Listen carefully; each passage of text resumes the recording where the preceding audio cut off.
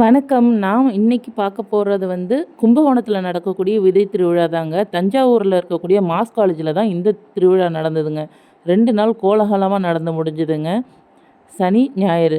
அதாவது இந்த காலேஜில நெறைய ஸ்கூல் பசங்களுக்கு, காலேஜ் பசங்களுக்கெல்லாம் காம்படிஷனும் வச்சுட்டே இருந்தாங்க. டான்ஸ் நடந்துட்டு இருந்துச்சு, பாட்டு போட்டி அந்த மாரி வச்சு ப்ரைஸும் குடுத்துக்கிட்டு இருந்தாங்க. நெறைய ஸ்கூல்ல இருந்து இந்த விதை திருவிழாவுல நெறைய இயற்கை விவசாயிகள் விதை, அதாவது நாட்டு பாரம்பரிய விதைகள், அரிசி விதைகள் எல்லாமே வந்திருந்தது ஸ்டால்ஸ். அதுக்கு தான் மெயின் ப்ரியாரிட்டி.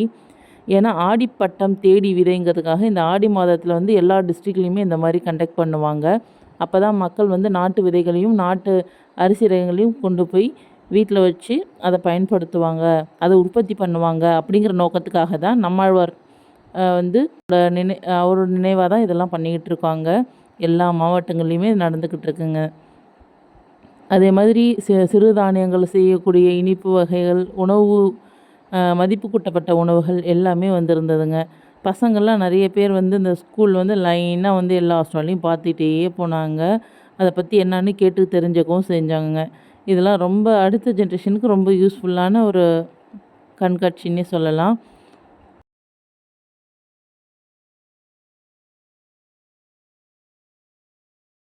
நாங்களும் இங்க ஸ்டால் போட்டிருந்தோம். பர் ஸ்டாலுக்கு 2000 சார்ஜ் பண்ணாங்க.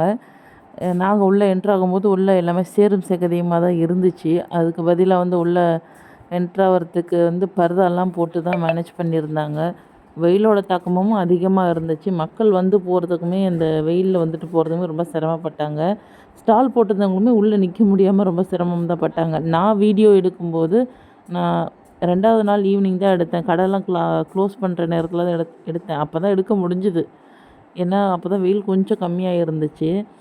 நான் அப்ப தான் போய் எடுத்தேன். அதுக்கே பக்கத்து ஸ்டால்ல இருக்க "என்னக்கா எல்லாரும் க்ளோஸ் பண்ண பிறகு போய் எடுக்கிறீங்க?" மாரி சொன்னாங்க. "பரவாயில்ல ப்ரோ, இருக்கிறத எடுத்துக்கிறேன்" அப்படின்னு சொல்லிட்டு எடுத்துட்டு வந்தேங்க. எங்க விதை திருவிழா போட்டாலுமே அங்கவே ஃப்ரீயா ஃபுட்டுமே 3 வேளையும் நமக்கு சர்வ் பண்ணிடுவாங்க. அத பத்தி எந்த பிரச்சனையுமே இல்ல. இங்க நெறைய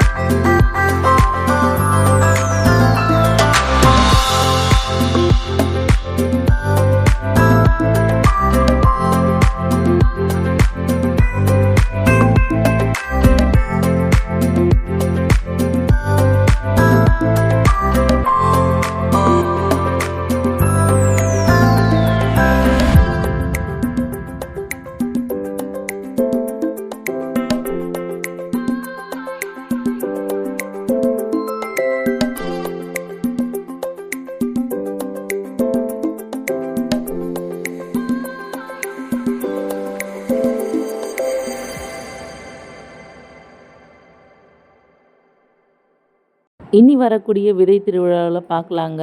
ரொம்ப நன்றிங்க. விவசாயம் காப்போம். நம்ம பாரம்பரிய விதைகளையும் காப்போம். நன்றி.